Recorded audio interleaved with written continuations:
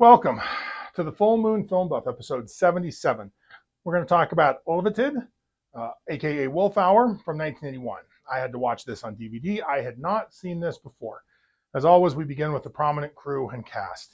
The film was directed by Jans Raven, written by Jans Raven, and Helle Strangerup. She wrote the novel. The cast includes Heather Norby as Anna, Fritz Helmuth as Tom, and Johnny Furchow as Eleanor. Heather Norby has 117 film credits, making her one of the most active Danish actresses ever. She has additionally provided Danish voice acting for a long list of animated Disney films. As far as a recommendation goes, there is something to recommend here, but there are some big caveats. First, Ulvetid isn't a horror movie. It's an ambiguous psychological study. Second, the only DVD I could find has no English subtitles, so you will have to jump through some hoops to watch it. Third, it's slow, tense, and artsy. If that's your thing, you're going to love this, but I imagine most of you can safely skip this one. I want to let you in on a new technical trick that I learned to watch this film. I already mentioned this, but the only DVD I could track down had no English subtitles. I hoped the svenska, little Swedish, plus the Danish subtitles would be enough. It was not. Partially because my Swedish is barely sufficient to get me through a Swedish television show with the English subtitles on, and partly because there aren't even Danish subtitles on the DVD. However, while hunting for the subtitles, I uncovered a tool in Handbrake to add an external subtitle file. After some digging and testing, I managed to add an English subtitle track downloaded from a website to the exported video file. Boom, I could watch and, more importantly, understand this movie. I'm really excited because this technique might allow me to catch up on some other movies that I can find that have not been officially translated in English. I've got my fingers crossed. Hopefully we'll see a few more films added to the list in the future. So now let's talk about the synopsis. Tom and Anna are a couple living in the countryside, and they're expecting their first child. Tom is a nature writer. A female admirer named Eleanor wants him to write a book about her pet wolf. Anna has a nasty fall and miscarries. In the medical emergency and the aftermath, they both forget to tell Eleanor that Tom isn't interested. So she shows up with her pet wolf, Nero. Tom and Anna decide to let Eleanor sleep in what would have been the nursery. Eleanor almost immediately assumes Anna's responsibilities so that Anna can recover from her condition. Also, Eleanor is really into the way wolves kill, like disturbingly into. We see Nero eat a dead rabbit as Tom films it while Eleanor just cheers. Anna gets nauseous watching. Tom enthusiastically adopts the book idea. Nero gets aggressive around Anna, who becomes fascinated by the very concept of werewolves. Without consulting Anna, Tom and Eleanor get a female wolf named Agrippina to keep Nero company. Wolves howling prevents Anna from getting a good night's sleep. Tom and Eleanor spend a lot of time together. Tom and Anna argue about Eleanor and the wolves. Tom ends up obtaining an entire pack of wolves to study. Anna is not cool with this, and I side with Anna. Their dog Rufus agrees with us. This is getting really dangerous. Anna and Eleanor continue to clash. Anna tries and fails to assert dominance in her own house. Anna discovers that Eleanor does not sleep in her bed. Eleanor gaslights Anna when she's confronted about it. Rufus disappears, and Anna suspects the wolves.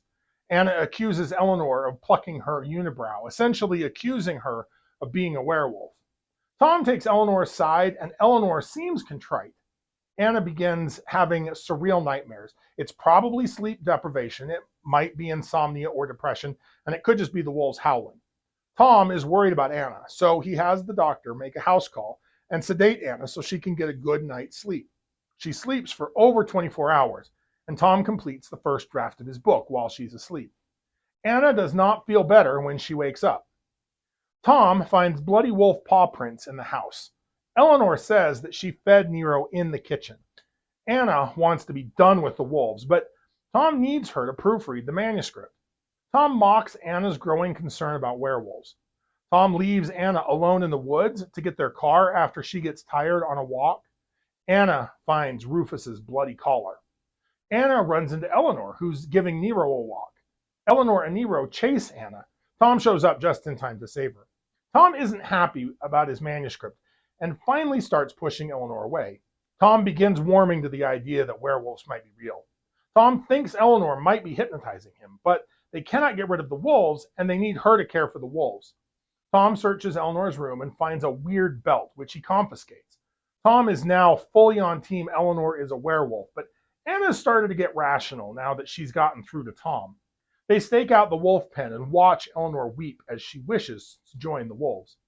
Eleanor goes downhill without the weird belt. Now she's the one not eating or sleeping. Out of curiosity, Anna attempts to put the belt on, but Tom snatches it away and hides it. Anna finally finds someone willing to take the wolf pack off their hands. On the last night before the wolves are gone, Anna finds where Tom hid the belt. Eleanor sobs as the wolves are caged and taken away. Anna slips the belt to Eleanor as she and the wolves drive away. Anna and Tom are relaxed until they hear a lone wolf howl in the darkness. Tom grabs his rifle and the pair go wolf hunting. Tom shoots at a wolf in a meadow. In the dark, the wounded wolf attacks them, biting his arm and nearly tearing out his throat. Tom manages to shoot the beast dead. This wolf is female. Tom and Anna dispose of the carcass in the lake. The next day, Anna calls to see if any of the wolves escaped, but none did. The doctor arrives and treats Tom's arm, telling him that the bite was made by a human. Tom learns the belt is missing and is convinced that he shot and killed Eleanor. The end. There is no transformation scene. We don't even know for certain that Eleanor is a werewolf. And even if she was, it's the kind that metamorphosizes into an actual wolf. So there's no makeup job either. This film does introduce the fascinating historical folklore of the magic belt into the cinematic werewolf tradition. The idea of a magic belt or girdle allowing transformation into a werewolf has roots in ancient European folklore and myth. One early reference comes from the Byzantine Greek writer Byzantios, who described the belief among 12th century Prussians that wearing a wolf pelt girdle prepared with particular rituals would allow a person to turn into a wolf. The belt served as a conduit, channeling the animalistic essence. The magic belt allowed for the symbiotic undressing of humanity and redressing in a wolf's form. Removing it would then return the werewolf to their human shape. The werewolf belt became part of the mythos in regions like France, Germany, and the Balkans. Some medieval writers claimed sorcerers could manufacture girdles from wolf fur and employ them for nefarious ends, like wreaking havoc in wolf form. While literal belief in werewolf belts has waned over time, the idea became entrenched in the broader werewolf mythology that still captures imaginations today. The magic belt serves as an intriguing symbol of the thin, permeable boundary between human and beast. I'll address the ambiguity question directly, but first let's tackle the central enigma that this film leaves unanswered. Is Eleanor a werewolf? The filmmakers could have provided clarity with a single scene. Eleanor's body in the lake after her apparent demise, her reuniting with Nero at their new home, an overt transformation sequence, or Anna putting on the belt. Instead, they chose to leave it open to interpretation. I'll present the evidence for both perspectives and then share my personal viewpoint. The case for Eleanor as a werewolf. From the outset, Eleanor's behavior is peculiar. Her unnatural fixation with wolves and the unsettling way she observes Nero devouring that rabbit. Ugh. She seems truly alive only when interacting with the wolves or with Tom. Her sleeping habits are a mystery. Whenever checked on, she's not in her assigned bed, and she lies about her whereabouts, presumably slumbering with the wolf pack, potentially in lupine form. The most persuasive evidence is the unusual precious belt found in her room, which devastates her when confiscated. Finally, the climactic female wolf attack after all pack members were accounted for. Either a new wolf was drawn by the pack's presence, or it's Eleanor seeking vengeance on Tom for banishing her and her beloved wolves. This wolf persists in attacking despite being shot, and the doctor identifies Tom's bite as human-inflicted. Viewed this way, the film depicts Eleanor's efforts to destroy the fractured Tom and Anna relationship. So now, the case against werewolf Eleanor. We never witness an actual transformation, nor does she threaten or attempt to coerce Tom or Anna. She never confesses lycanthropy and tries to recover her cherished belt after its confiscation, merely anguished by its loss and grateful for its return. Her peculiarities could simply indicate neurodivergence rather than proof of a werewolf condition. Under this lens, the film explores Tom and Anna's psychological unraveling from their miscarriage trauma, depression, and paranoia. Now, I personally favor the interpretation of Eleanor as a werewolf for a few reasons. The delicious irony of her ultimate revenge, either killing Tom or having him prosecuted for her murder. But more compellingly, according to a 2019 report by Denmark's Nature Agency, wolves had been extinct in the country for over 200 years when this 1981 set film takes place. The odds of a wild wolf randomly arriving at Tom and Anna's rural farm are infinitesimally small. The mysterious female wolf can only be the shape-shifted Eleanor. Plus, it's just more fun this way. So with that out of the way, let's talk about why it was left ambiguous in the first place. Ambiguity is a defining stylistic hallmark of European art house cinema, oftentimes satirized yet integral to its aesthetic allure and capacity to provoke audiences. This open-endedness enables filmmakers to explore complex themes while inviting viewers' interpretations. However, ambiguity can also be employed to an extreme, appearing evasive rather than artfully ambiguous. Pioneers like Jean-Luc Godard revolutionized filmmaking through techniques like jump cuts, fragmented timelines, and unresolved narratives that broke from classical styles. This reflected the existentialist philosophies of the era. Ingmar Bergman mastered crafting ambiguous films that provocatively probed faith, mortality, and the human relationships without tidy answers.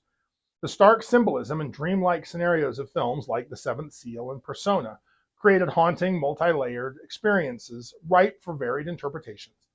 Michelangelo Antonioni immersed audiences in ambiguity through his distinctly modernist alienation explorations. His celebrated trilogy, La Avventura, La Nota, and La Eclisse, sorry for those pronunciations, featured aimless, ambiguous characters depicting reality as an inscrutable construct, with his visually arresting yet seemingly empty set pieces leaving meaning for viewers to decipher.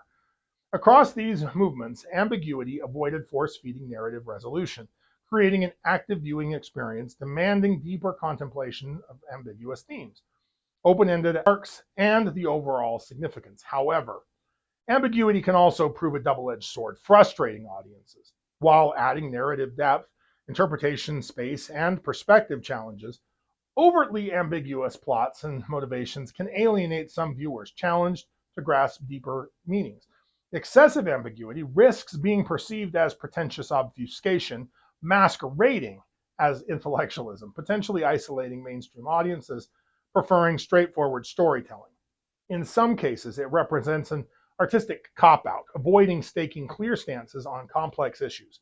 So, while judiciously employed, ambiguity can powerfully provoke, and over-reliance risks compromising resonance and accessibility with broader viewerships. Now, Scandinavian cinema has long been renowned for its unflinching exploration of complex emotional territory, with depression emerging as a recurrent motif in the region's acclaimed films. Scandinavian filmmakers have ventured into the depths of the human psyche, portraying life's dark and somber aspects with raw, uncompromising honesty. A notable example is Ingmar Bergman's 1966 seminal work, Persona. It follows the mental breakdown of a renowned actress, Elisabeth Vogler, who stops speaking and communicates solely through gestures and expressions. Bergman's masterful direction and the haunting performance create a profoundly unsettling, reflective exploration of depression, identity, and the human mind's fragility. A modern take is Lars von Trier's 2011 Melancholia. Von Trier drew inspiration from his own depressive episode for this film's juxtaposing an impending planetary collision with a woman's psyche unraveling as she spirals into existential depression.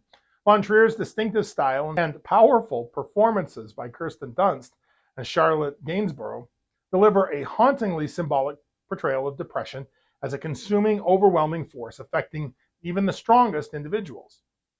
Beyond these acclaimed works, numerous Scandinavian films have centrally explored depression, often employing minimalist storytelling and a keen eye for capturing nuanced human emotion. From Sweden's Roy Andersson's introspective dramas to Norway's Joachim Thier's melancholic meditations, Scandinavian cinema consistently demonstrates an ability to delve into human suffering's depths and mental illness's complexities. These films stand as powerful reminders of the universal human experience and the importance of empathy and compassion in navigating the darkest recesses of the human condition. So, if you like lycanthropes, like, share, and subscribe.